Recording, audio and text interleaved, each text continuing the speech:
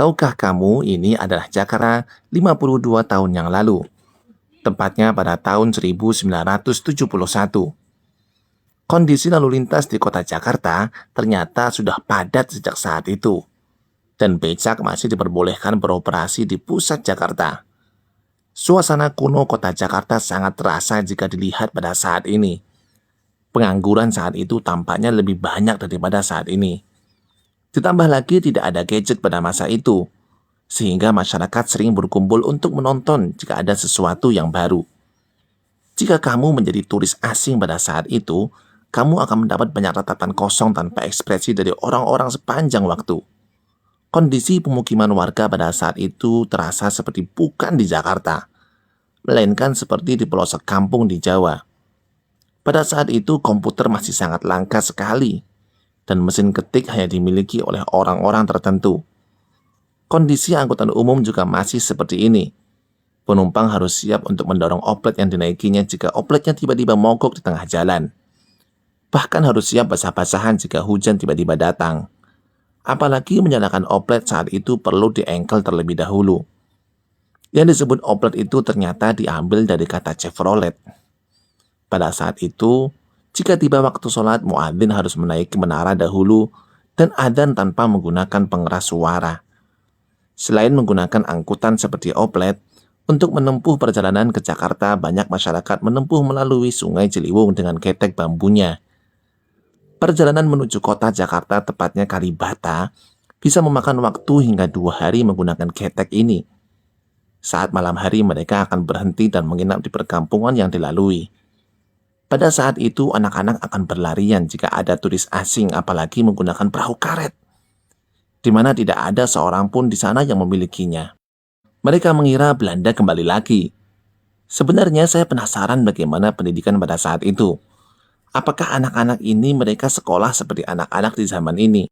Pasalnya anak-anak terlihat lebih dominan bermain, berkumpul, bahkan berjualan pada saat itu. Air Sungai Ciliwung saat itu sepertinya masih terlihat sangat bersih sekali. Sehingga warga banyak yang beraktivitas di sepanjang Sungai Ciliwung. Mulai dari mencuci beras, mencuci baju, mandi, bahkan buang air besar. Uniknya menurut Gubernur DKI pada saat itu, masyarakat menganggap air sungai lebih bersih daripada air dari Grand Hotel Indonesia. Sehingga tempat pencucian baju yang disediakan pemerintah DKI justru tak terpakai sama sekali. Meski begitu, bantaran Sungai Ciliwung di daerah Kalibata sudah terlihat kumuh sejak saat itu. Yang menjabat sebagai Gubernur DKI saat itu adalah Bapak Ali Sadikin. Di sini, beliau masih terlihat sangat muda dan energik sekali. Qadarullah, beliau sudah meninggal pada tahun 2008 lalu, yaitu di umur 82 tahun. Semoga Allah ampuni dan rahmati beliau. Pada saat itu juga, perjudian semacam kasino masih legal. Bahkan, sebagian pendapatan DKI Jakarta berasal dari kasino-kasino tersebut.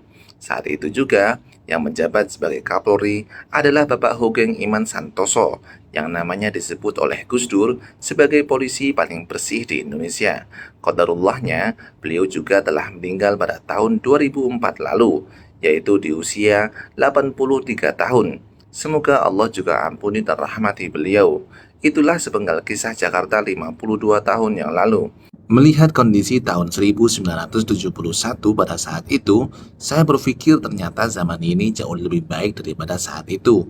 Mulai dari masyarakat yang lebih terdidik, berbagai fasilitas yang mudah didapatkan, walaupun saat ini perbedaan harga yang cukup jauh dari saat itu, namun saat ini kita semua dapat dengan mudah untuk membelinya.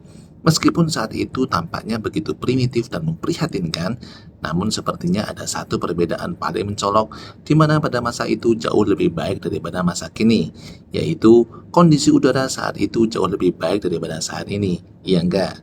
Jika saat ini kamu ada yang merasa biasa-biasa saja dan tak berguna, sepertinya kamu perlu pergi dengan mesin waktu ke 52 tahun yang lalu.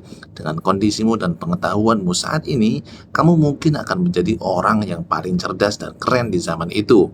Jika Anda punya cerita dan pengalaman yang berkaitan dengan kondisi Jakarta 52 tahun lalu, semoga Anda berkenan membagikan pengalamannya kepada kami, generasi muda yang lahir di atas tahun 70-an. Apalagi jika Anda termasuk orang yang terlihat pada video-video ini. Terima kasih.